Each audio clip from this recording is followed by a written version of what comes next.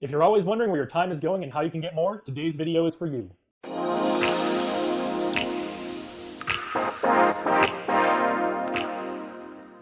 So today I'll give you 5 tips for time management and how you can get more of your day back.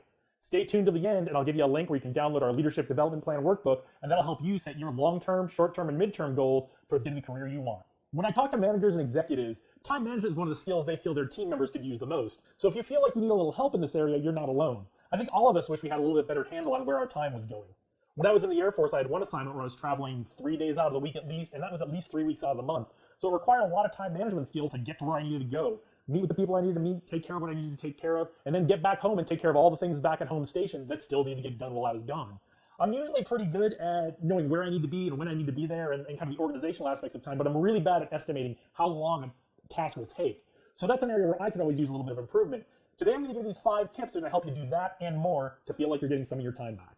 Tip number 1, get yourself a calendar. It can be paper or electronic, it doesn't really matter. I suggest using the one on your phone because we've always got our phones with us all the time now, and it's easy to add, change, edit, delete stuff if we need to, and it solves the problem of having to erase and cross stuff out on a paper calendar. But if you're comfortable with paper, that's your decision, go ahead and do that.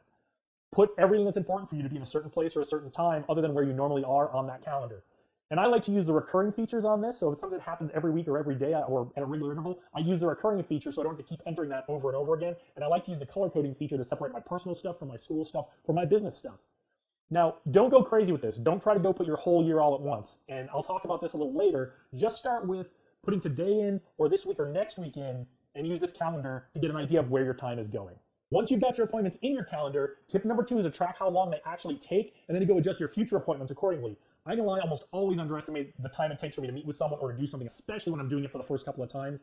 So make sure you get this feedback loop back into your calendar. Once you see how long something takes, go back and adjust those appointments. And you won't have to do this forever because you'll start to develop a database in your head about how long certain things take. But when you're starting out, keep track of how long things take and adjust your appointments in the future accordingly.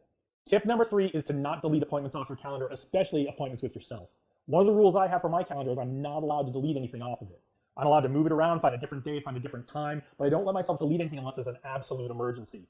This way I'm able to take advantage of opportunities that come up, but still maintain the commitments that I've made to myself. Now, there will be times that emergencies come up and you do have to delete something. There's been more than once where it's gotten to be about 9 or 10 at night and I haven't gotten to my workout yet that day. So I delete that off the calendar and then I adjust later in the week where I can put that workout. Tip number 4 is to leave some white space in your calendar. Remember how I said to schedule everything that's important to you on that calendar? Well, the emphasis is the word important. Meetings, phone calls, I even schedule my workouts and times I'm meeting with my friends for social things so I don't accidentally schedule something else in there. But what I don't do is I don't start with, okay, 8 o'clock work, 8 to 11 work.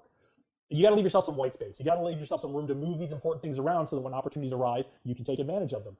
Now, if you've got a really critical task that you want to get done, sometimes I do that. Sometimes I put video shooting on my calendar, and that's blocked out for that time because it's important to me to do this. But you got to leave yourself some white space. You got to leave yourself some room to move those things so when those emergencies or unusual situations do arise or something comes up, you have a place to move those events to. So now I'm going to come to what's really the most important of the 5 tips, but I think you need to have a handle on the other 4 before you can really do this one. And tip number 5 is to set priorities and stick to them. Know what the most important things in your calendar are and know what the things that are a little less important on your calendar are. You're going to want to know this because when you have to start moving things around, you're going to want to know what is the most important thing that I've got to get done because I can't move that, and what are the things I can move around that.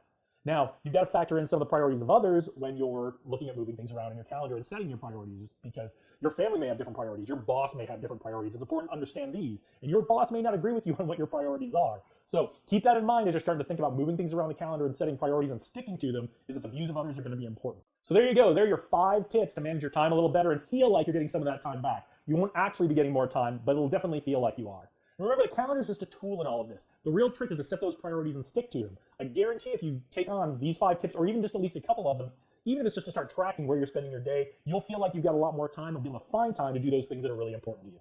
If you found this helpful, please like, comment, and share this video with a friend or coworker. Thanks for watching today. Really appreciate it. And remember, the future is out there. Lead the way.